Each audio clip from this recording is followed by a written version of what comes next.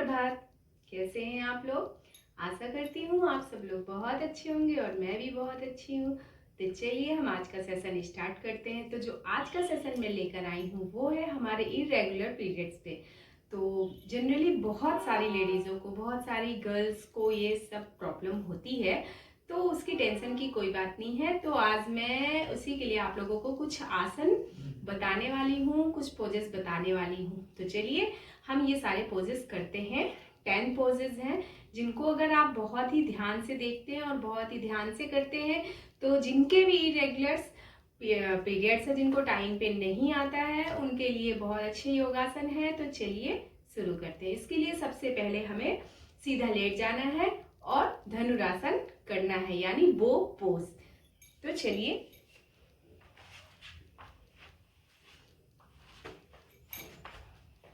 हम पेट के बल लेट जाएंगे और अपने दोनों पैरों को ऊपर करेंगे और फिर अपने हाथों से अपने पैरों को पकड़ लेंगे और जैसे धनुष को ऊपर की ओर खींचते हैं, स्ट्रेच करते हैं, देन उसी तरीके से हमें अपने आप को स्ट्रेच करना है। तो चलिए। धनुरासन करने से बॉडी के सभी हिस्सों में ब्लड सर्कुलेशन ठीक रहता है और ये पेट की सभी मांसपेशियों को मजबूत और लचीला बनाता है। इसीलिए धनुरासन करने से पीरियड टाइम पे आता है और पीरियड के समय का पेन में भी आराम मिलता है। एक बार में इस आसन को 20 से 30 सेकेंड तक खुद को स्ट्रेच करके रखना चाहिए।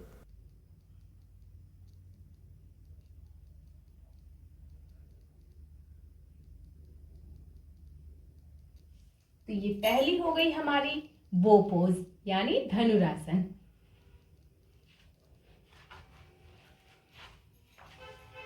इसे आपको कम से कम 5 बार करना है और बॉडी को बहुत अच्छे से स्ट्रेच करना है। तो चलिए अब हम करते हैं अगला आसन।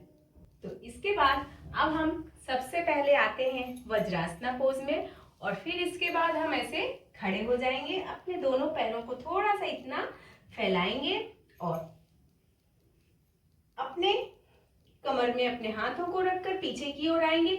इस आसन को उष्ट्रासन या फिर कैमल पोज बोलते हैं। तो चलिए।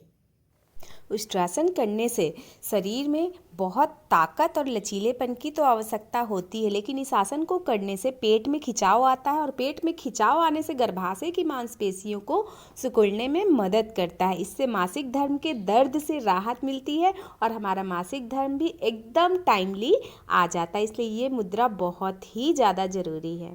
तो ये है कैमल पोज। इसको भी आपको 5 टाइम करना है और ये भी आपके पीरियड्स के लिए बहुत ही लाभदायक योगासन है। तो इसको भी आप जरूर कीजिए। तो अब आते हैं अपने तीसरे आसन की तरफ। तो अगले आसन के लिए आपको ऐसे सीधे लेट जाना है और अपनी पैरों को यानी एड़ियों को नीचे की ओर स्ट्रेच करना है। अपने दोनों हाथों को अपने हिप्स की तरफ, हिप्स के नीचे रख लेना है और फिर आपको अपने गर्दन वाला धड़ ऊपर की ओर उठाना है पहले और इसके बाद इस पोजीशन में आ जाना है। इसको हम मत्स्यासना बोलते हैं, यानी फिश पोज।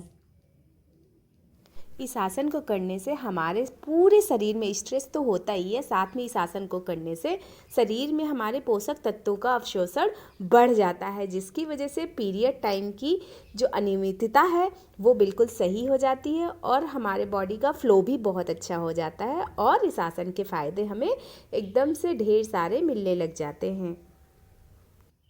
और साथ ही ये आसन बहुत सारी बीमारियों को भी जड़ से मिटाने के लिए जाना जाता है, जैसे कब्ज, सांस संबंधी बीमारियां, हल्का पीठ दर्द, थकान, एग्जाइटी, बेचैनी, इन सब बीमारियों को भी ये जड़ से ख़त्म कर देता है। इसका मतलब इस आसन को हमें ज़रूर अपने रोज़मर्रा में शामिल करना चाहिए। ये हमें बहुत फ़ायदा देता है। हम आराम की पोजीशन में आ जाएंगे।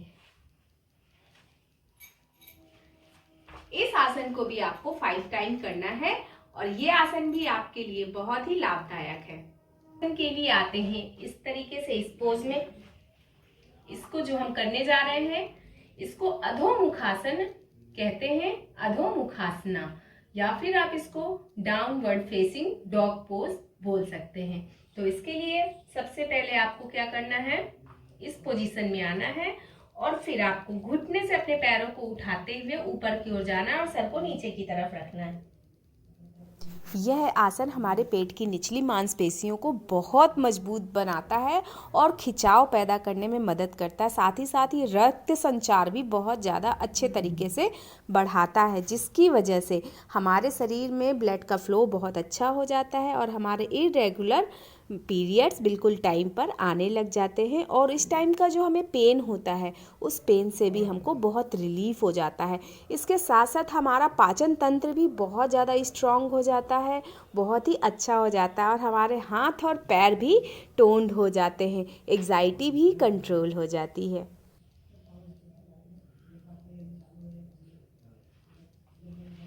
तो इस आसन को भी आप बहुत ही ध्यान से देखिएगा, बहुत ही ध्यान से कीजिएगा। ये आसन भी आपके लिए बहुत लाभदायक है। तो चलते हैं अगले आसन की तरफ। तो अब हम अपना अगला पोज करेंगे, जिसका नाम है पार्श्वोत्तानासना। तो उसके लिए हमें ऐसे खड़े हो जाना है। साइड में पहले हमें राइट साइड से सेम वही पोजीशन करना है, फिर हमें लेफ्ट साइड से सेम वही पोजीशन करना है। तो हमने इस तरह अपने आप को स्ट्रेच कर लिया है और फिर हमें अपने आप को नीचे ले जाते हुए अपने सर को घुटने से टच करना है। यह आसन हमारे जो पेट के अंग हैं उनको उत्तेजित करता है, हमारे पाचन को सुधार करता है, जिसकी वजह से हमारा जो इरेगुलर पीरियड होता है वो टाइम पे आ जाता है और हमें इस टाइम के पेन से भी निजात मिलती है। साथ ही हमारे पैरों को भी बहुत मजबूत बनाता है, हमारी कूल्हों की हड्डियों को भी बहुत मजबूत करता है, हमारे दिमाग को एकदम शांत रखता है, हमारे लीवर, स्प्लीन और पेट की अच्छी मालिश करता है। इसलिए ये हमारे लिए बहुत आसन ज़रूरी भी है। कंप्लीट होता है। अब हम चलते हैं अपने अगले आसन की तरफ। अब अगले आसन के लिए हमें ऐसे लेटना है,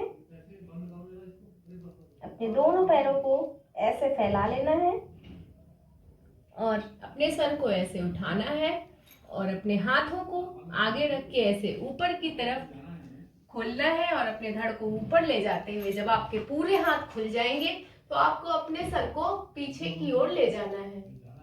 ये आसन हमारे शरीर में ब्लड सर्कुलेशन को बहुत अच्छा करता है, जिसकी वजह से हमारी मासिक धर्म एकदम टाइम पे आती है और हमारी मासिक धर्म का पेन भी बिल्कुल ठीक हो जाता है और इसकी वजह से हमारे चेहरे पे निखार भी बहुत अच्छा आता है और साथ ही साथ रीढ़ की हड्डी भी बहुत मजबूत होती है, अस्थमा के लक्षण भी कम हो जाते हैं और जो हमारी प्रजनन प्रणाली होती है वो भी एकदम सुधर जाती है। इसलिए इसका अभ्यास हमारे लिए बहुत ही फायदेमंद है। तो ये आसन भी आपके लिए बहुत ही लाभदायक है, तो इसको भी जरूर कीजिएगा और बहुत सावधानी पूर्वक कीजिएगा, तभी ये आसन आपको पूरा लाभ देगा। तो चलिए अब चलते हैं अपने अगले आसन की तरफ। तो अगले आसन के लिए हमें ऐसे पैरों को फैला के बैठ जाना है और अपने दोनों हाथों को ऊपर ले जाते हुए स्ट्रेच करना है। इस आसन का नाम मैं बता देती हूँ, इसको पश्चिमोत्तासन बोलते हैं। तो चलिए शुरू करते हैं। इसके बाद धीरे धीरे नीचे आते हुए अपने आप को नीचे लाना है और यहाँ पर आपको थोड़ी देर के लिए खुद को होल्ड करना है। फिर आपको अपने पैरों को तलवों को पकड़ लेना है और अपने सर को घुटने में लाना है।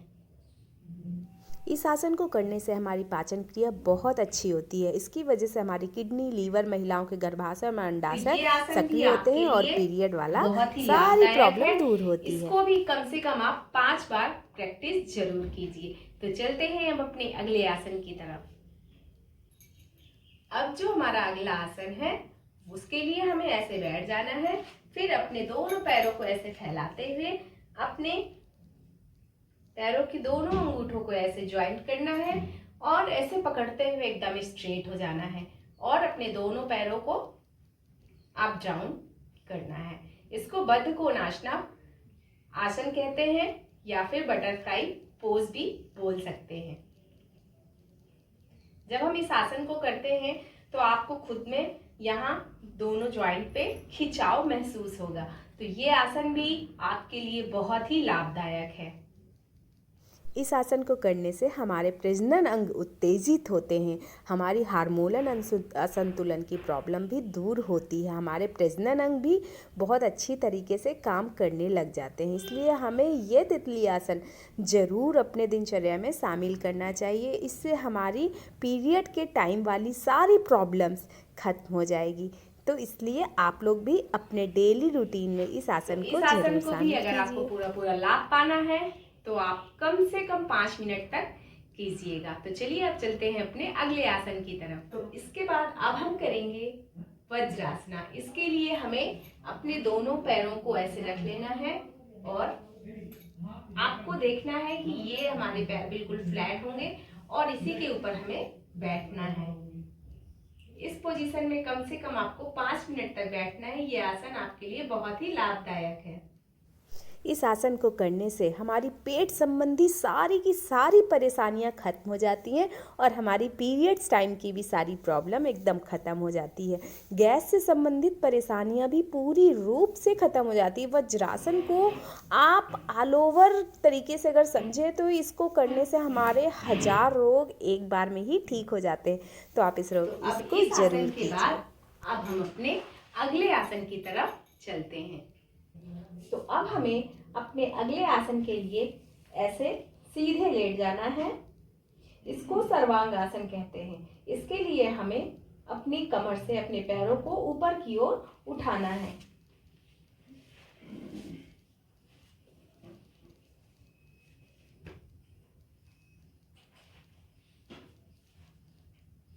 जब हम ऊपर की ओर उठा लेंगे तो सबसे पहले एक पैर से नीचे की ओर डाउन साइड जाएंगे, फिर आ जाएंगे, फिर जाएंगे,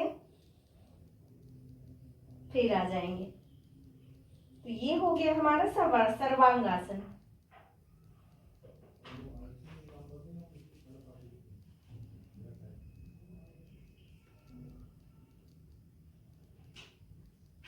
और अब इसी में जब हम अपर साइड डाउन साइड में अपने पैरों को ले जाएंगे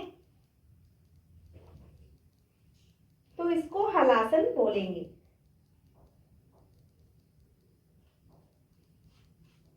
तो सबसे पहले हमने सर्वांगासन किया, फिर उसी में हलासन कर लिया।